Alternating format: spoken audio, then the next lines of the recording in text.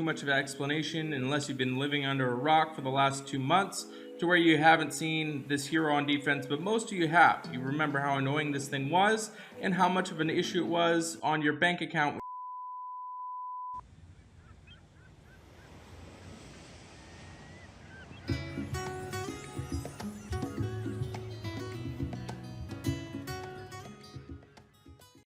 Hey, thanks so much for checking out the channel. If you're curious about any other hero in Empires and Puzzles, you can view my website at anchorgame.com. There you will find I've graded every single hero with a calibrated team of graders. This resource will always be free. Thinking about supporting the hero grades and the breakdown videos? You're welcome to donate. Otherwise, feel free to share this resource with a friend. I have my exclusive line group called Anchor Cove, where you gain access to myself and tons of other experienced players with on-demand information and resources. If that piques your interest, all that information is on the opening page of my website with a short video. Let me dive into today's hero breakdown. Hey guys, thanks for checking out the channel. Today we're going to be doing a brand new hero breakdown on Guinevere. Okay, I would like to ask for a moment of silence to pay our respects to the fallen queen.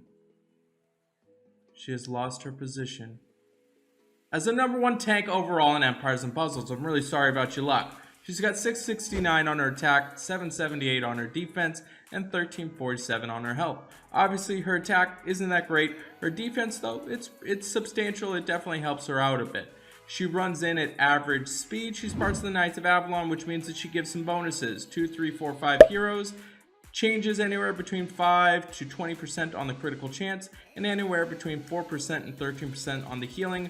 Overall, I don't think I've ever saw the Knights really make too much of an impact. I mean, you could potentially have a situation where Black Knight is also running with you, but I'm not really seeing that the bonus is really going to be too effective. This video is sponsored by Raid Shadow Legends. It is a massive turn-based dark fantasy RPG. To check this game out, all you gotta do, go to the video description, click on the special links. You'll receive 50 gems, 1 energy refill, 100,000 silver, and 1 free champion, Adjudicator. All your treasure is waiting for you right over here.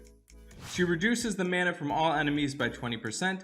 The caster nearby allies regenerate 612 HP over 4 turns. The caster nearby allies get 54% defense against dark for 4 turns. I'm sure I don't need to give you too much of an explanation unless you've been living under a rock for the last 2 months to where you haven't seen this hero on defense, but most of you have. You remember how annoying this thing was and how much of an issue it was on your bank account when you were trying to roll in Knights of Avalon. I remember some very horrific things that have happened to me during those events trying to get this creature thing, okay? But times have changed. Sorry about your luck. So let's see how she stacks up against a Titan. She doesn't really do too much against a Titan, especially being that her attack power is only 669. You don't really care about reducing the enemy's mana, as well as you're not really caring too much about regenerating your life.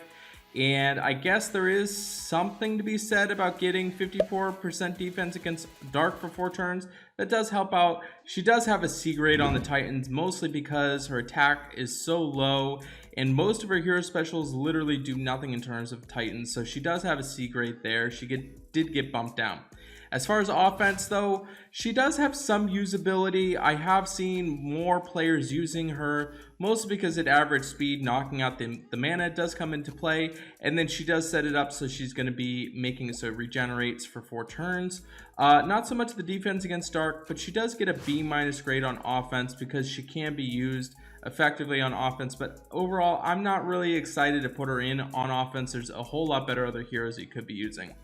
When we look at her tank grade, guys, we had a debate. I ran an emergency meeting with everybody in the hero grading when I was making this video, and I was like, guys, we need to discuss this right now. What's going on with Guinevere? What's our thoughts? How do we feel about this? And the general consensus says, even though Telluria is still the #1 tank, also Heimdall is definitely up there, causing some issues. We couldn't justifiably give her an A grade as a tank. She still is an amazing tank. That's why she's still going to get an A+ grade. Is she potentially going to be picked over Telluria? No, I don't see that happening. She's lost her day.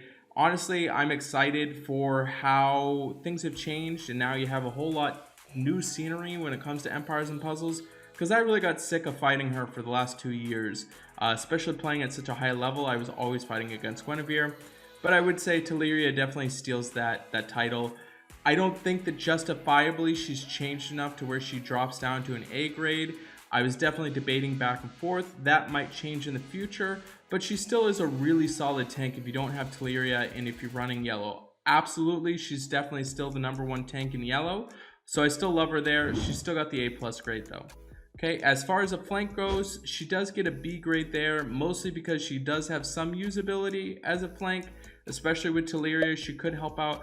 I'm not really stoked or excited about it though. It's kind of a stretch if you're putting her in, mostly because you're still holding on to the fact that you believe that she still needs to be in your defense. I'm not really excited about that. I wouldn't really do that. She's got a B grade. And if you put her in on the wing, don't do that. That's an awful idea. Probably uninstall the game. Okay. On defense, she still has that A+ grade, mostly because of how effective she still is as a tank. That could definitely easily be flexed down to an A grade. I don't know. I haven't fully decided, but I'm going to go ahead and not mess with her grade right now. When we look at her weekly raid grade, she does get an A+ grade on rush attack, mostly because of making it so that it reduces all the mana at very fast speed, and then also setting it up so the caster nearby allies are regenerating, and then also helping out with against Dark for 54% defense.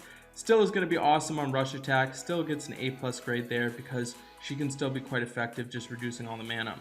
When you look at her on the buff, she doesn't really help out too much there. There is some of the buff that comes in with the 54% defense against Dark, but most times if you do have a situation to where a color is missing, then you're going to have it to where Dark is typically missing if you're going to be running yellows. So I don't know how I feel. She's still got a B grade there. And on Bloody Battle, definitely don't use her. There's really no point because all you're essentially doing is just doing the reducing the mana. Don't do that. Okay, so she does get an overall grade of an A-. Reason being is she's still viable on defense. Offense, she did get a little bit of a buff, but against Titans, you're not going to want to do it. So overall grade there, A-. Still one of those heroes that is one of the one-trick pony show to wear on defense, but unfortunately, even if you got her right now, you're probably not excited to level her up. So I appreciate you watching this video, and honestly, this was a really hard video to make because you know, this hero was so long revered as the best tank in the game for such a long time, so it's really awkward to see her grade be dropping down and stuff like that. So thanks so much for the support. Let me know in the comments, did I get this right? Did I get this wrong? What's your guys' thoughts? And make sure you go ahead and subscribe to the channel, turn notifications on because I am releasing these daily, and there's a whole bunch of other videos. So go ahead, scroll through, check out the other ones. So I'll see you on the next one. Hey guys, thanks for checking out the channel.